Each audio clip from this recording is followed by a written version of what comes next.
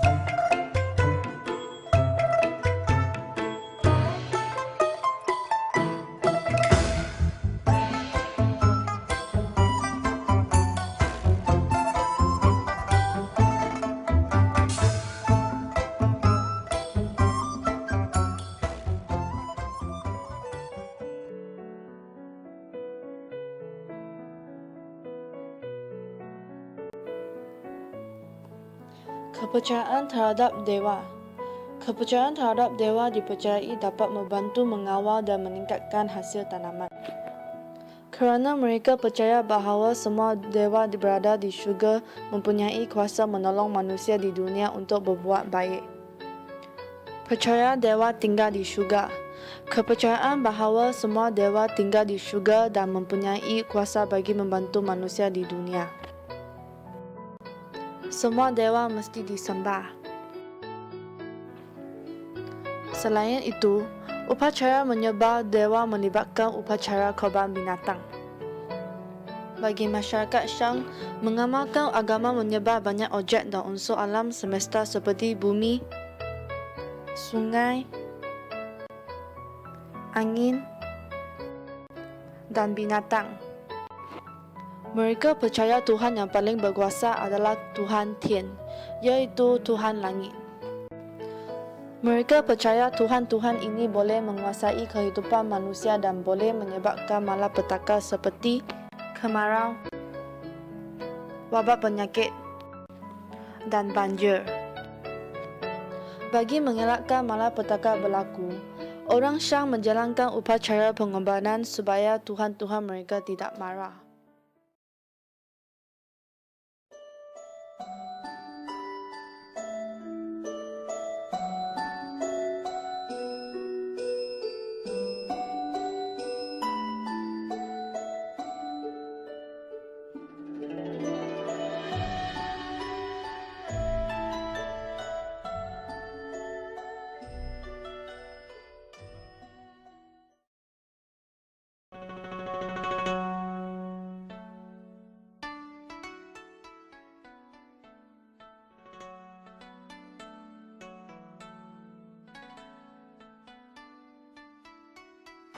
Saya Grace, guru Feng Shui.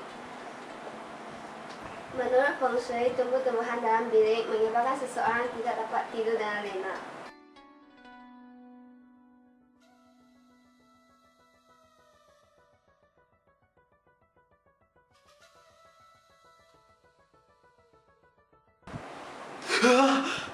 Cermin tidak boleh menghadap katil kerana ia akan menyebabkan roh seseorang dikacau.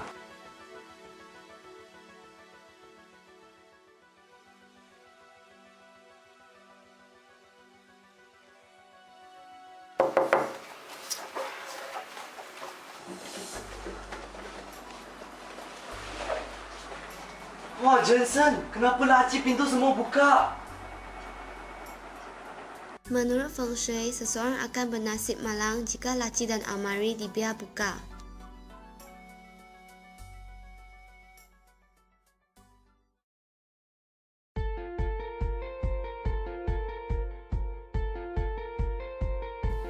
Agama Buddha memandang hukum karma sebagai akibat yang berbeza. Hukum karma adalah barang sesiapa yang menanam, maka dia yang akan memetik hasilnya, tidak kira baik atau buruk.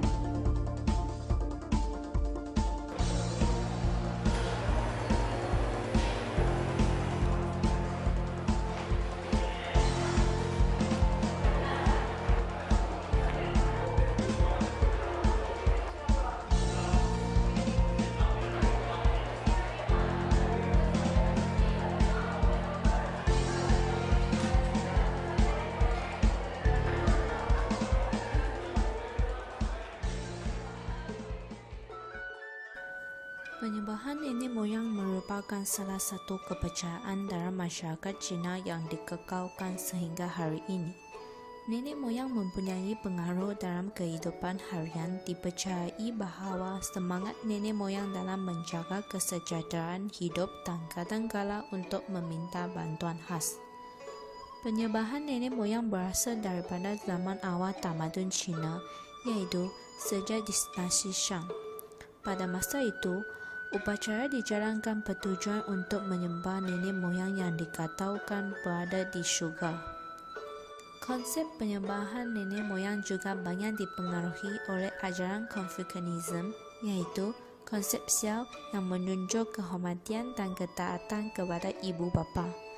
Ini juga menekankan bahawa walaupun hubungan antara ahli keluarga dan nenek moyang dipisahkan oleh kematian, namun asal-usul keluarga masih dikekalkan.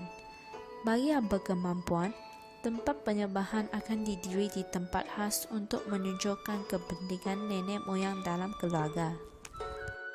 Upacara pengorbanan di mana makanan, buah-buahan dan lilin akan disertakan untuk memuji semangat nenek moyang. Upacara pengorbanan dilakukan secara berkala pada hari perayaan seperti Tahun Baru Cina, Hari Perkahwinan atau Festival Qingming. Anak cucu akan membakar duit semangat kerana mereka mempercayai bahawa duit semangat yang dibakar akan dihantar kepada nenek moyang yang berada di alam lain untuk kegunaan harian. Mereka mempercayai sekiranya tidak menjalankan upacara penyembahan nenek moyang akan menjadi hantu yang tidak berumah di alam lain.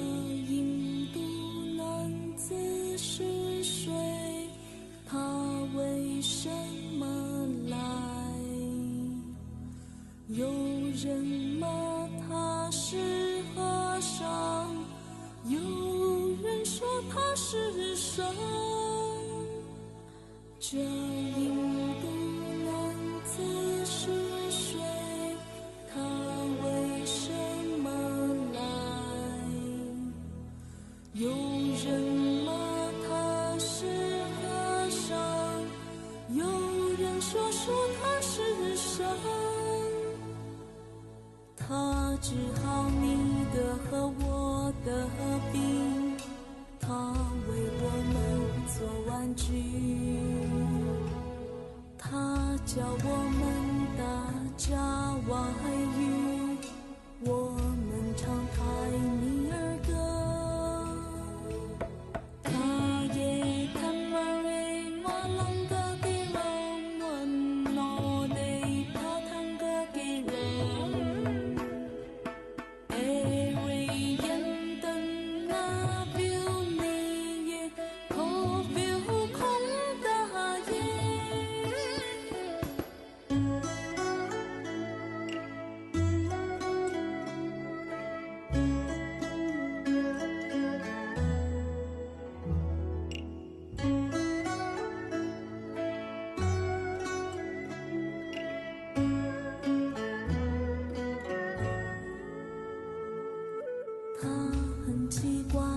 很奇怪，很奇怪，他常盯着墙壁。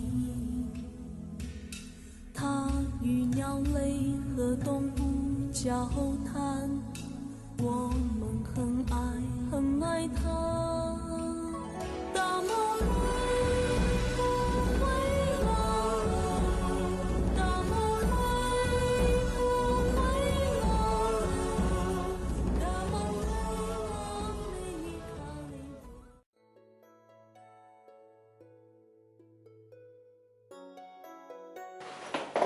Selamat sejahtera kepada sekalian. Saya adalah Taoista dan hari ini saya akan menerangkan tentang Taoism.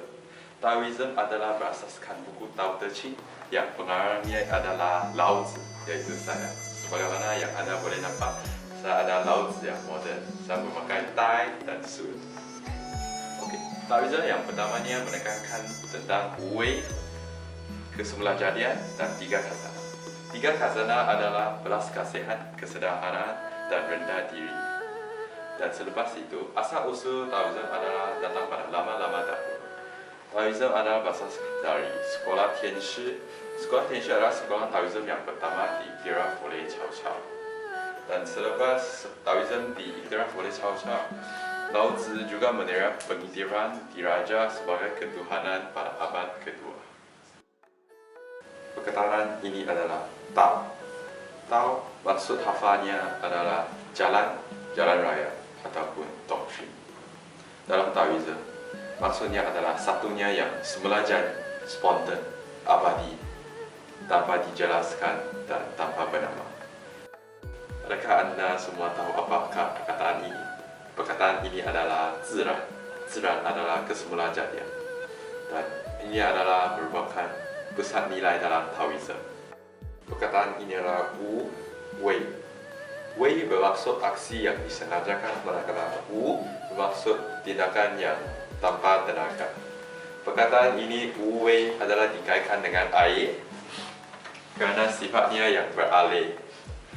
Simbol yin dalam Taoism adalah Pakwa, yaitu ini, simbol yin yang, dan juga dalam kuil mereka terdapat dragon dan phoenix.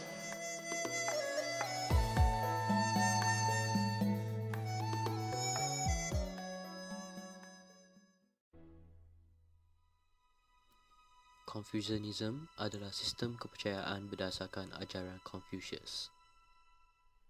Confucius tinggal di China dari 551 hingga 479 sebelum Masihi. Confucianism juga boleh digambarkan sebagai model falsafah masyarakat manusia dan kehidupan. Sistem Confucius wujud kerana hidup masyarakat terjejas oleh keadaan ketidakstabilan politik dan peperangan di China.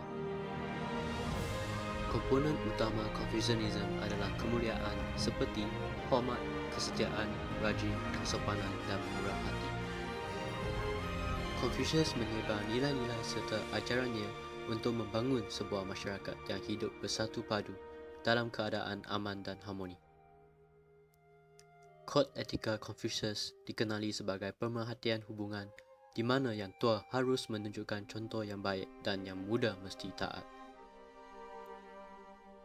Sistem hierarki masyarakat yang dicipta oleh Confucius masih diamalkan sehingga hari ini. Hubungan pertama adalah raja atas tetakluk. Kedua adalah ibu bapa atas kanak-kanak. Ketiga adalah suami atas isteri. Keempat adalah abang atau kakak atas adik. Terakhirnya adalah rakan tua atas rakan muda. Confucianism mengalahkan masyarakat untuk membalas balik bantuan atau kebaikan orang lain. Orang tua dilayan dengan penghormatan yang besar kerana mereka mempunyai lebih pengalaman. Di China, pengalaman Confucianism oleh masyarakat boleh dilihat di merata tempat. Contohnya, demokrasi tidak diterima dalam masyarakat Cina kerana ia bermakna undi orang muda adalah sama dengan undi orang tua. Sebaliknya, mereka lebih suka atas kerajaan yang stabil dan berpengalaman. Ia kerana ajaran Confucius membayangkan orang tua yang lebih berpengalaman akan menjadi pemimpin yang hebat dan menjadi contoh yang baik kepada masyarakat China. Legalisme mementingkan tiada hak istimewa kepada ahli keluarga dan rakyat yang kaya atau pegawai kerajaan. Mereka akan dihukum apabila melanggar peraturan. Ia mengandungi ajaran atas ekonomi, pengurusan negara, undang-undang dan lain-lain lagi. Legalisme ialah salah satu falsafah yang digunakan apabila zaman negeri-negeri berperang. Guanzhong, pewakil legalisme pertama. Guanzhong membantu Qi Xuanggong, salah satu maharaja negara Qi apabila zaman negeri-negeri berperang. Dengan bantuan Guanzhong, negeri Qi menjadi negara yang paling handal antara 5 negara di zaman negeri-negeri berperang. Legalisme juga digunakan oleh Li Kui, Wu Qi, Shang Yang, Shen Dao, Shen Buhai. Dengan bantuan mereka, legalisme berkembang dan menjadi salah satu falsafah yang kenal. Han Fei menggabungkan idea-idea daripada mereka dan menggunakan 3 alat untuk mentadbir rakyatnya. Fa. Kod undang-undang diumumkan kepada orang ramai. Semua orang perlu mematuhi undang-undang. Orang yang taat akan dibalas dan orang yang memecahkannya akan dihukum. Oleh itu, ia memberi jaminan bahawa tindakan yang diambil secara sistematik diramalkan. Han Fei mengatakan bahawa jika undang-undang itu dikuatkuasakan, walaupun pemerintah yang lemah akan menjadi Shu adalah taktik khas dan rahsia yang akan digunakan oleh pemerintah untuk mengelakkan orang lain mengambil alih kawalan kerajaan. Tiada siapa yang boleh menduga motivasi pemerintah. Shi, ia adalah kedudukan pemerintah, bukan pemerintah dirinya sendiri yang memegang kuasa. Oleh itu, analisis trend, konteks dan fakta-fakta adalah penting kepada pemerintah yang sebenar. Sekian, terima kasih.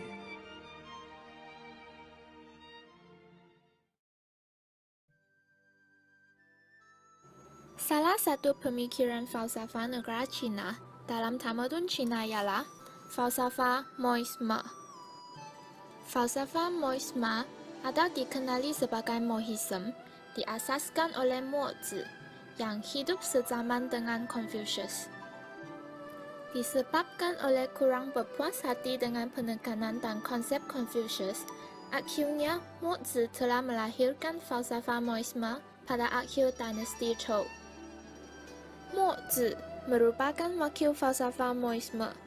Beliau telah memberi sumbangan yang besar dalam mewujudkan kaedah saintifik, menulis bahan pengajaran sains, dan menyampaikan pemikiran saintifik.